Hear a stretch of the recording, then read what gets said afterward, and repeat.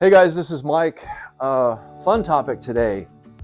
One of you, or maybe you, checked constipation in your quiz. So I get the joy of discussing constipation with you. So here's a couple of details about it. It actually is kind of interesting, well, to me.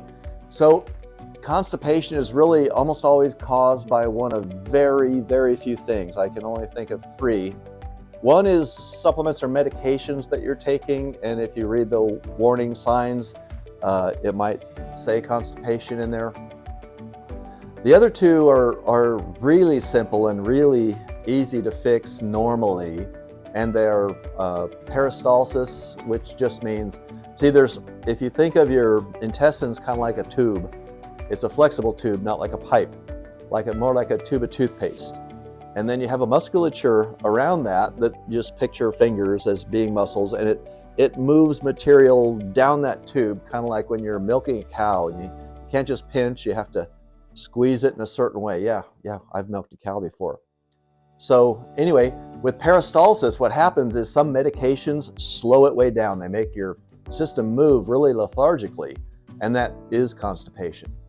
So that and meds, that's one cause that exists. And then the other is, the most common is just regular old-fashioned dehydration.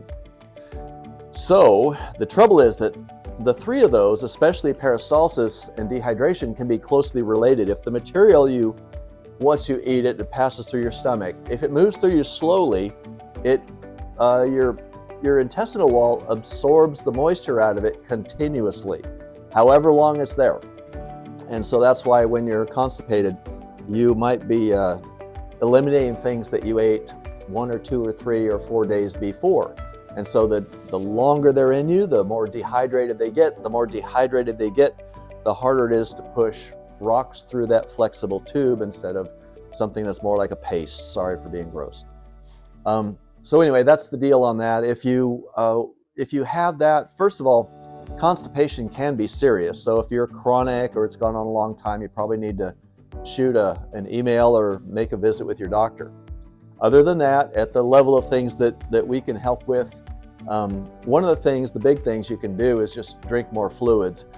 And your fluids, to get through to your bladder, the water that you drink, it has to pass through your intestines. So you can rehydrate the constipated material and get it to move through you faster, and also reduce the amount of slow peristalsis action that you have. So water fixes it to a degree, can take a while. The other thing is, I actually had a friend who was seeing a doctor for this, but went 6 weeks with constipation. He said he never eliminated anything. And he was actually still okay. I mean, it can become toxic, it can be a problem. I'm not saying that it's not. But sometimes if you're used to a daily thing or an every other day thing, and then all of a sudden it's been a half a week or 2, or in his case 6, it can be pretty stressful. The first thing I would do for constipation is to make sure you're hydrated. And so the average person drinks a quart or 1.5 liters or so a day. That's probably a good healthy amount. Another way to figure it, if your weight is very different than an average person, you can take your body weight in pounds. You could kind of convert that by just halving it for kilos. But you take your body weight in pounds, divide it in half, and that number is roughly the ounces, the number of ounces per day that you should probably be drinking. And of course, if you're really active, perspiring, summertime, that kind of thing, you can up that as much as 50 to 100%. The products that can help with that are kind of limited. There's 2 that I can think of. One is Rachel's Tea. Rachel's Tea is kind of a general inflammation reducer, acid reducer, improving all the general symptoms of people with digestive disorders. But there's also a very specific one for this, and I don't use any of the store-bought remedies.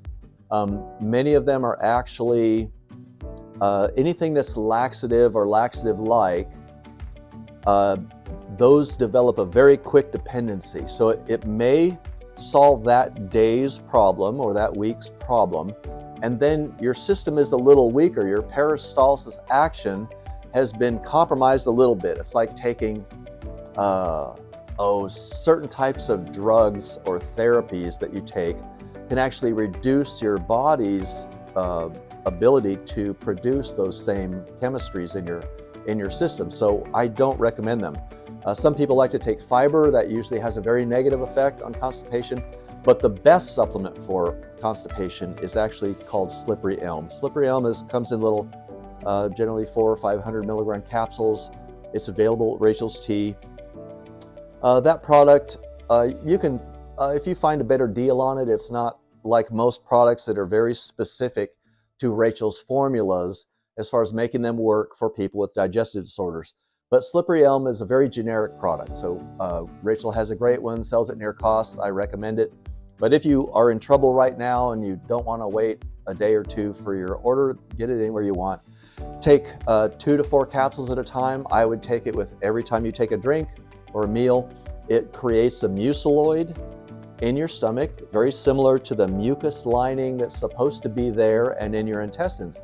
And then when a little bit of food or liquid material moves through you with that extra muciloid, it paints your whole stomach and intestinal tract with that. It doesn't last very long. You have to keep doing it every meal or every drink, but it is a solution until you're on the program diet and supplements long enough to actually get you better to where your system is moving along at a proper pace. Your digestive bacteria is great. You're properly hydrated. You're getting good nutrition. When all that is right, this problem will just go away for almost everyone. Anyway, give those couple of ideas a try, and I think you're going to feel a lot better. Thanks.